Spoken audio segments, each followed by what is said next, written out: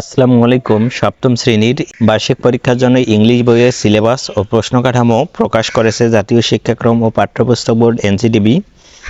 সেই English syllabus এবং প্রশ্ন কাঠামোগুলো এখন আমরা দেখব যে আমাদের পরীক্ষার জন্য কোন কোন জায়গা থেকে আমাদেরকে পড়তে হবে এবং আমাদের প্রশ্নগুলো কীরকম হবে, কোন কোন প্রশ্ন আমাদের বার্ষিক পরীক্ষায় ইংলিশের প্রশ্নে থাকবে। তো এখানে দেখো এক্সপিরিয়েন্স বা অধ্যায়গুলো দেওয়া রয়েছে চ্যাপ্টার। এখানে আমরা এই চ্যাপ্টারগুলো পড়ব। হিরোস অফ বেঙ্গল, চ্যাপ্টার 8-এর হিরোস অফ বেঙ্গল। এখানে আমাদেরকে পড়তে হবে 76 পৃষ্ঠা থেকে 83 পৃষ্ঠা পর্যন্ত। এরপর রয়েছে 12, অধ্যায় 12, এক্সপিরিয়েন্স 12, সুভাষ প্রমিস। এখানে আমাদেরকে পড়তে হবে 111 থেকে 125 পৃষ্ঠা পর্যন্ত। এরপর chapter 13, be the best of whatever you are. এখান থেকে আমাদেরকে পড়তে হবে 126 থেকে 134 পৃষ্ঠা পর্যন্ত।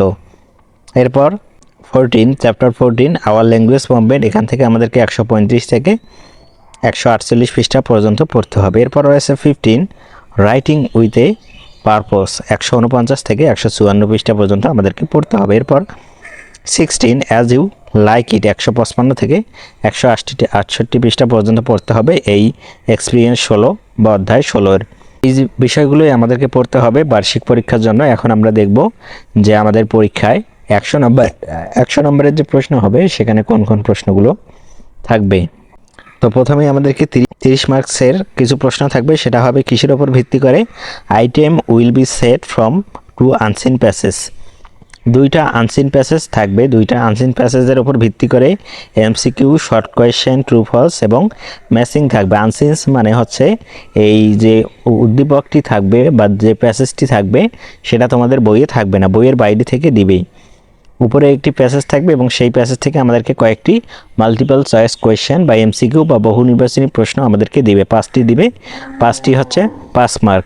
এবং ওই উদ্দীপকটি থেকেই আবার শর্ট অ্যান্সার কোয়েশ্চেন্স দিবে, 5টি থাকবে। আমাদেরকে প্রতিটিতে 2 মার্ক করে দিবে, 10 মার্ক আমরা সেখান থেকে পাবো। এবং আমাদেরকে ওই উদ্দীপক থেকেই আবার ট্রু ফলস দিতে বলবে, আমরা ট্রু ফলস সে 10 নাম্বার পাবো এবং ম্যাচিংয়ে আমরা 5 নাম্বার পাবো। এই হচ্ছে আমাদের উদ্দীপক আনসিন যে 2টি প্যাসেজ থাকবে সেই প্যাসেজ থেকে 30 মার্কসের প্রশ্ন। এরপর কবিতা অংশ থেকে আমাদেরকে 10 মার্কের প্রশ্ন করবে, সেটা হচ্ছে শর্ট অ্যান্সার কোয়েশ্চেন। অর্থাৎ উপরে একটি কবিতা থাকবে, সেটা বইয়েরও হতে পারে বা বইয়ের বাইরেও হতে পারে। এখানে কিন্তু কোনো নির্দিষ্ট করে দেয়নি, সিন না আনসিন সেটা বলেনি। শর্ট অ্যান্সার কোয়েশ্চেন অর্থাৎ 5টি প্রশ্ন থাকবে, 5টিতে 10 মার্ক আমরা পাবো। উপরে একটি কবিতা দিবে এবং সেই কবিতাটি থেকেই নিচে 5টি প্রশ্ন দেবে। এরপর grammar, gap filling with right from of verbs. Right from of ভার্বসগুলো দিয়ে আমাদেরকে পূরণ করতে হবে। অর্থাৎ ইংলিশ গ্রামারের একটি টপিক আছে রাইট ফ্রম অফ ভার্বস, সেই রাইট ফ্রম অফ ভার্বস আমাদেরকে ফিল করতে হবে। অর্থাৎ একটি প্যাসেজ দিবে, সেই প্যাসেজে আমাদেরকে যে রাইট ফ্রম অফ ভার্বসগুলো রয়েছে সেটা আমাদেরকে আইডেন্টিফাই করতে হবে। এখানে আমরা 10টি থাকবে, আমরা 5 মার্ক পাবো। এরপর আইডেন্টিফাইং ইউজিং টেন্স চিহ্নিত করতে হবে আমাদেরকে, এখানে আমরা 10 মার্ক পাবো।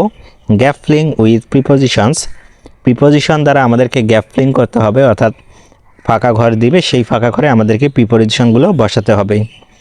কানেক্টিং সেন্টেন্স উইথ কনজাংশনস, আমাদেরকে এখানে কনজাংশন দিয়ে সেন্টেন্স কানেক্ট করতে হবে। অর্থাৎ কনজাংশন পার্টস অফ স্পিচের একটা হচ্ছে আইটেম হচ্ছে কনজাংশন, সেই কনজাংশনগুলো দিয়ে কিন্তু সেন্টেন্স কানেক্ট করতে হয়, সেখানে আমরা 5 মার্ক পাবো। এগুলো আমি খুব সুন্দরভাবে তোমাদেরকে পরবর্তী ক্লাসে বুঝিয়ে দেব। Changing voice of sentence in given passage, আমাদেরকে ভয়েস চেঞ্জ করতে হবে, এখানে আমরা 5 মার্ক পাবো। এরপর রাইটিং অংশে রয়েছে রাইটিং ইনফর্মাল লেটার্স, আমাদেরকে ইনফর্মাল লেটার্স লিখতে হবে। রাইটিং ফর্মাল লেটার্স, এখানে আমরা 10 মার্ক পাবো। এবং কনভারসেশন বা ডায়লগ আমাদেরকে লিখতে হবে, এখানে আমরা 10 মার্ক পাবো। তো আজকে আমি শুধু সংক্ষিপ্ত করে তোমাদেরকে সিলেবাস এবং প্রশ্ন কাঠামোটা বুঝিয়ে দিলাম। পরবর্তী ক্লাসে খুব সুন্দরভাবে একটি নমুনা প্রশ্ন দিয়ে আমি তোমাদের প্রশ্ন এবং প্রশ্ন কাঠামোটা খুব সুন্দরভাবে বুঝিয়ে দেব।